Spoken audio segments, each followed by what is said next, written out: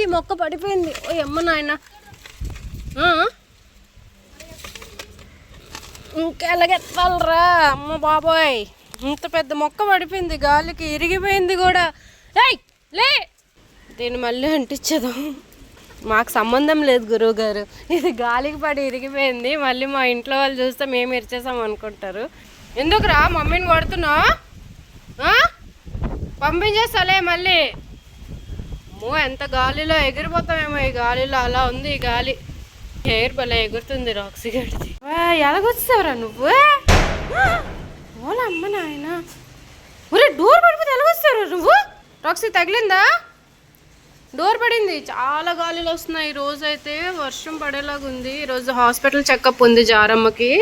చూడండి ఎలా గోకుతుందో. ఏంటమ్మా వద్దుమా. రాక్సీ దెబ్బ తగిలిందా?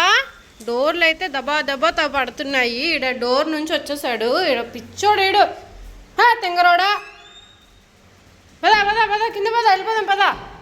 కొట్టుకుంటున్నారు ఇద్దరు. హాస్పిటల్ చెకప్ ఉంది మా ఈరోజు. అన్నీ చెప్తుంది వచ్చి, కానీ ఏడ్ చేయలేదే. ఉరే ఉరే ఉరే లే ఊరుకో ఊరుకో. ఎందుకురా దాని మీద పడుతున్నావు?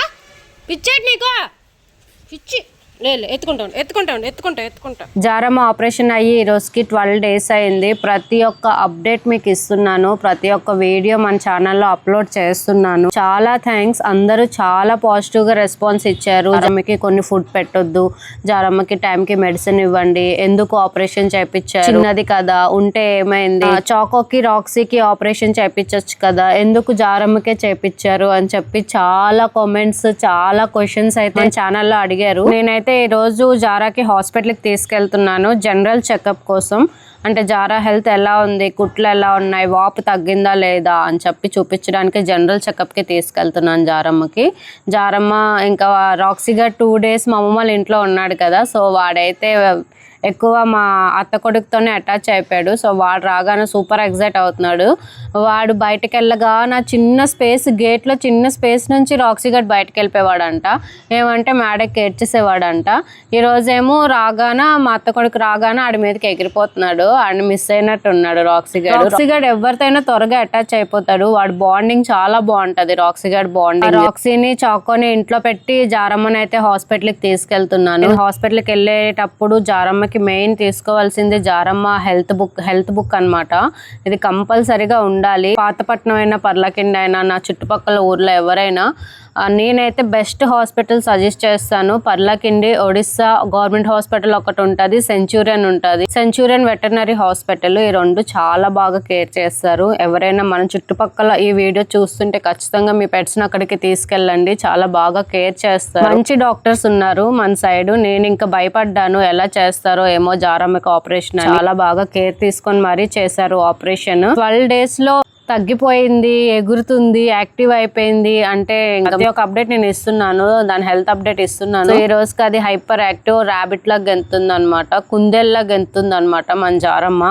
అది డైలీ తినేదే పెట్టాను, ఎక్స్ట్రా ఏ ఫుడ్ కొత్తగా ఏం పెట్టలేదు. ఇంకా కొంతమంది అయితే కొన్ని ఫుడ్ సజెస్ట్ చేశారు, నేను అవి తీసుకొచ్చాను కానీ జారమ్మ అవి తినలేదు. దానికి నచ్చింది క్యారెట్, పెడిగ్రీ, ఎగ్, లివర్ అంటే చాలా ఇష్టం, అవే తిన్నది. బ్లడ్ మెడిసిన్ అండ్ ఆకలి సిరప్ ఇచ్చారు. ఆ 2 మెడిసిన్స్ నేను డైలీ ఇచ్చాను. చికెన్ సూప్, మటన్ సూప్ ఇవే ఇచ్చాను. ఇంకా milk, proper milk, pure milk అనేవి ఇచ్చాను. డాక్టర్ అయితే నిజంగా చాలా హ్యాపీగా ఫీల్ అయ్యారు. చాలా త్వరగా క్యూర్ అయిపోయింది, చాలా త్వరగా జారమ్మకి కుట్లు అనేవి ఎండిపోయాయి అని చెప్పి.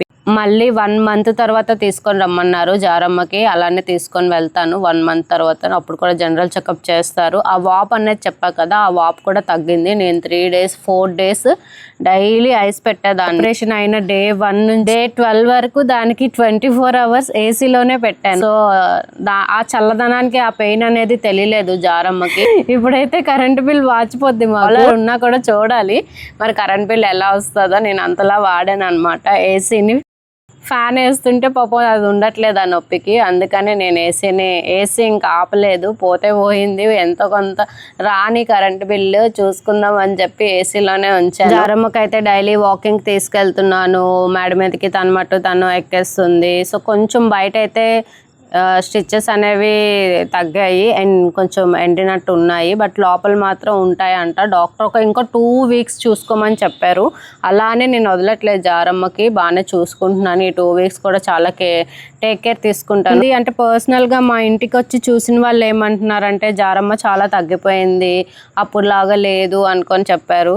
అవును, నాకు అనిపించింది జార చాలా వీక్ అయిపోయిందని చెప్పి. బట్ ఇది ప్రాపర్గా ఇదంతా తగ్గిపోయాక దానికి ఇంకా హెల్దీ ఫుడ్ అనేది ఇస్తాను. థ్యాంక్ యూ సో మచ్ అందరికి. మన ఛానల్ కూడా 50K రీచ్ అయిపోయింది. చాలా పాజిటివ్ సపోర్ట్ ఇస్తున్నారు మన ఛానల్. అలా తక్కువ టైంలోనే మన ఛానల్ని చాలా మంచిగా సపోర్ట్ చేస్తున్నారు.